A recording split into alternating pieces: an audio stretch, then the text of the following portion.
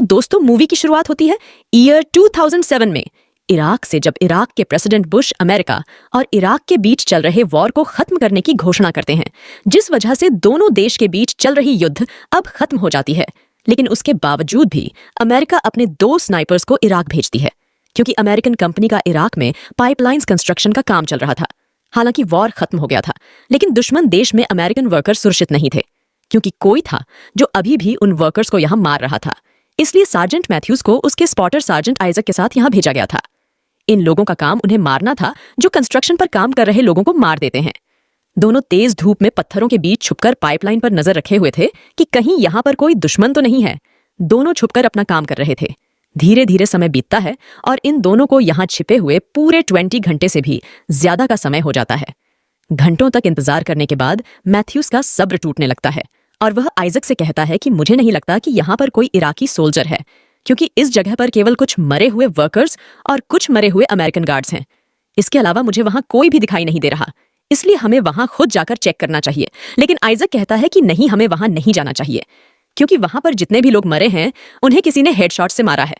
हो सकता है कि इस जगह पर कोई इराकी स्नाइपर हो जिसने उन लोगों को मारा है, और मुझे लगता है कि शायद वह स्नाइपर जुबा होगा। दरअसल जुबा एक बहुत ही खतरनाक इराकी स्नाइपर था। लेकिन मैथ्यूज कहता है कि आखिर 30 सेकंड में कोई 8 लोगों को कैसे मार सकता है।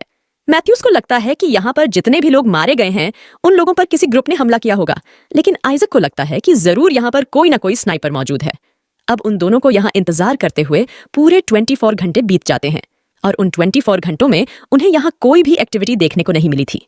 मैथ्यूज का सब्र टूट जाता है और वह खड़ा हो जाता है। मैथ्यूज आइजक से कहता है कि वहां पर कोई दुश्मन नहीं है, इसलिए मैं खुद वहां चेक करने जा रहा हूं, और अगर तुम चाहो तो तुम मुझे पीछे से देख सकते हो।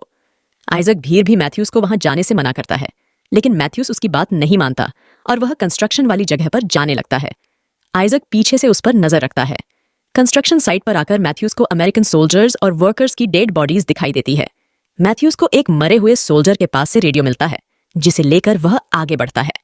दूसरी तरफ आइजक मैथ्यूज को ठीक से देख नहीं पाता, क्योंकि आइजक की स्कोप खराब हो जाता है। आइजक मैथ्यूज को उसके बारे में बताता है, तो मैथ्यूज कहता है कि मैंने तुम्हें कई बार कहा कि तुम अपने स्कोप को बदल लो और कोई नया स्कोप ले लो। आइजक कहता है कि नहीं, यह स्कोप डीन का है और डीन इस दुनिया में नहीं है, इसलिए इस स्कोप को मैं उसकी आखिरी निशानी समझकर अपने पास रखता हूं। दूसरी तरफ मैथ्यूज जब सारी डेड बॉडीज को चेक करता है तो उसे पता चलता है कि यहां पर जितने भी लोग मारे गए हैं वह सारे हेडशॉट से मारे गए हैं। मैथ्यूज जल्दी से यह बात आइजक को बताता है। आइजक कहता है कि तुम जल्दी से वहां से निकलो, लेकिन मैथ्यूज अभी भी वहीं खड़ा होता है, क्योंकि वह जानना चाहता था कि आखिर उन्हें मारा किस तरफ से गया है। लेकिन तभी मैथ्यूज को एक गोली आकर लगती है और वह नीचे गिर जाता है। मैथ्यूज आइजक को बताता है कि मुझे गोली लगी है। यह सुनकर आइजक भागकर उसके पास जाने लगता है। वो स्नाइपर आइजक पर भी गोली चलाता है, लेकिन आइजक गोली से बचने के लिए जिग-जैग पोजीशन में भागता है। आइजक मैथ्यूज के पास पहुंच जाता है, लेकिन तभी एक गोली उसके पैर में लग जाती है, जिस वजह से वह घायल हो जाता है। आइजक उस स्नाइपर से बचने के लिए एक वॉल के पीछे आकर छुप जाता है ताकि वह इसे देख ना सके। उधर मैथ्यूज दर्द से तड़प रहा था। वो आइजक से बेस पर कांटेक्ट करके बैकअप और रेस्क्यू टीम को बुलाने के लिए कहता है। इधर आइजक के पैर में गोली लगी थी, इसलिए वह अपने घाव पर पट्टी बांधता है ताकि नीचे गिर रहे ब्लड को रोका जा सके। इसके बाद वो बैग से रेडियो निकालकर अपने बेस से कांटेक्ट करने की कोशिश करता है ताकि वह अपने लिए मदद बुला सके, लेकिन रेडियो में कोई भी फ्रीक्वेंसी नहीं होती, क्योंकि रेडियो का एंटीना टूट चुका था। उस स्नाइपर ने जानबूझकर एंटीना को टारगेट किया था ताकि वह अपने बेस से कांटेक्ट ना कर पाए। हम देखते हैं कि मैथ्यूज अभी जिंदा है और वह अपने राइफल तक पहुंचने की कोशिश कर रहा था, लेकिन आइजक उससे कहता है कि तुम हिलो मत, वरना वो स्नाइपर तुम्हें गोली मार देगा। आइजक वॉल में एक होल करके अपने स्कोप को वहां लगा देता है ताकि वह उस स्नाइपर को देख सके। इसके बाद वह अपने पैर में लगी गोली को बाहर निकालने लगता है। ऐसा करने से उसे काफी तेज दर्द होता है, लेकिन वह गोली बाहर निकल जाती है।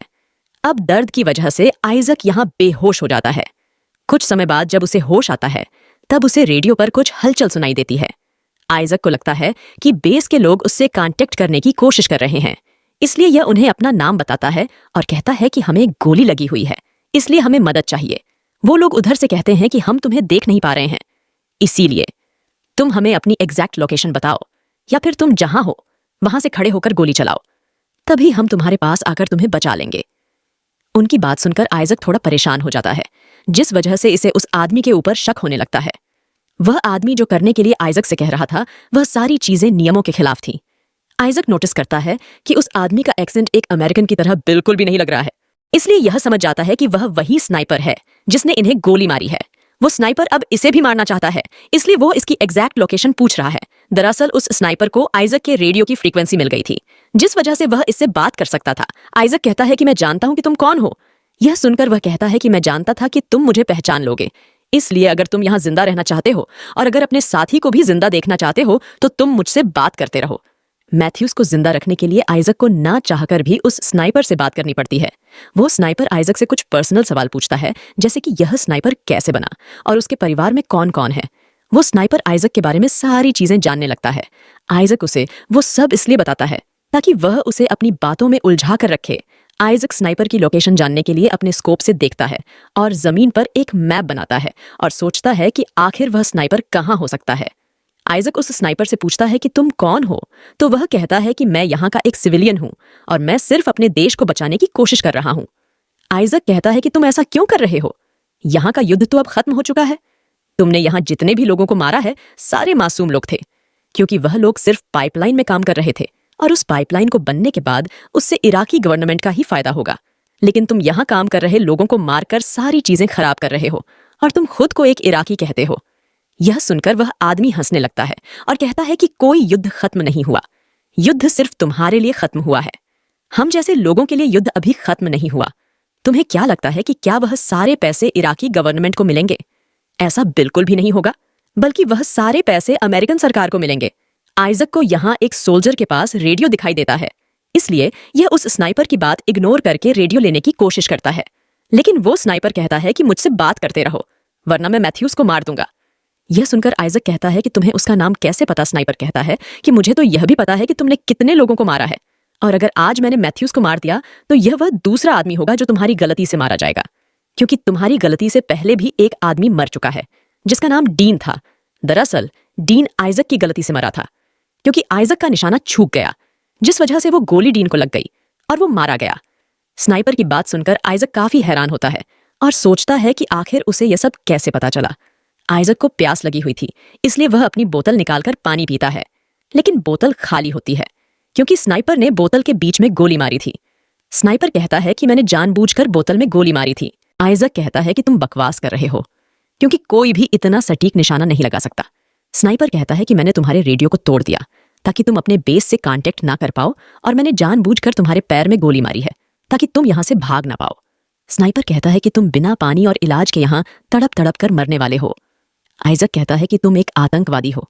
यह सुनकर वह आदमी हंसने लगता है और कहता है, तुम लोग हमारे देश में बंदूक लेकर आते हो और हम पर गोलियां चलाते हो, और तुम मुझे ही आतंकवादी बोल रहे हो। कुछ देर बाद आइजक उस स्नाइपर को देख लेता है जो कि एक बड़े से कचरे के ढेर में छिपा हुआ था, लेकिन आइजक को अभी भी स्नाइपर की एग्जैक्ट लोकेशन मालूम नहीं थी। 24 घंटे लगातार उस कचरे के ढेर में छिपे रहना और उसके बाद भी एकदम परफेक्ट निशाना लगाना, यह काम केवल जूबा ही कर सकता था। आइजक कहता है कि तुम कहीं जूबा तो नहीं। कुछ समय बाद यहाँ धूल भरी हवाएं चलने लगती है। आइजक उस चीज का फायदा उठाता है और जल्दी से एक मरे हुए सोल्जर के पास आता है। आइजक उसका बैग लेकर वापस से वॉल के पीछे आकर छिप जाता है। वापस आकर वह देखता है कि उसका स्कोप टूट गया है, जिस वजह से वह अब उस स्नाइपर को नहीं देख पाएगा। इसे यहाँ रेडियो पर कुछ हलचल सुनाई देती है। आइजक को पता चलता है कि मैथ्यूज अभी भी जिंदा है।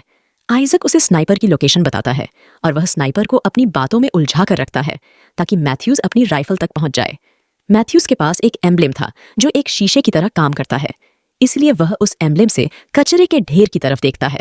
साथ में ही वह रेंगते हुए अपने राइफल को लेने की कोशिश करता है। स्नाइपर आइजक को बताता है कि पहले वह बगदाद में एक टीचर हुआ करता था, लेकिन एक दिन अमेरिकन के हमले से स्कूल के सारे बच्चे मारे गए, इसलिए तब से उसने अमेरिकी सेना से बदला लेने का फैसला किया। इस जगह पर तेज हवा की वजह से काफी धूल उड़ रहे थे, जिस वजह से वह स्नाइपर आइजक को देख नहीं पाता। मौका पाकर मैथ्यूज अपनी राइफल तक पहुंच जाता है और राइफल से वह उस स्नाइपर पर फायर करता है, लेकिन राइफल रीलोड करते समय वह स्नाइपर इसे गोली मार देता है। गोली सीधा मैथ्यूज के कंधे पर लगती है। जान बचाने के लिए वह आइजक की तरफ जाने लगता है। मैथ्यूज आइजक के पास पहुंच पाता कि उससे पहले वह स्नाइपर उसके सिर पर गोली मारता है, जिस वजह से मैथ्यूज की यहाँ पर मौत हो जाती है। यह सब देखकर आइजक को काफी हर्ट होता है, क्योंकि उसका साथी उसके ही सामने मारा गया और वह कुछ भी नहीं कर पाया। स्नाइपर कहता है कि युद्ध तो पहले ही खत्म हो चुका है और तुम अब तक यहाँ इराक में क्या कर रहे हो? आइजक कहता है कि मुझे नहीं पता, मैं बस अपने घर जाना चाहता हूँ और अपनी फैमिली से मिलना चाहता हूँ। स्नाइपर कहता है कि तुम इतनी आसानी से अपने घर नहीं जा सकते। दोस्तों, इसी के साथ ये कहानी समाप्त हो जाती है। अगर आपको वीडियो अच्छी लगी हो तो वीडियो को लाइक कर देना और चैनल को सब्सक्राइब कर देना। मिलती हूँ अगली वीडियो में। सभी को राधे राधे।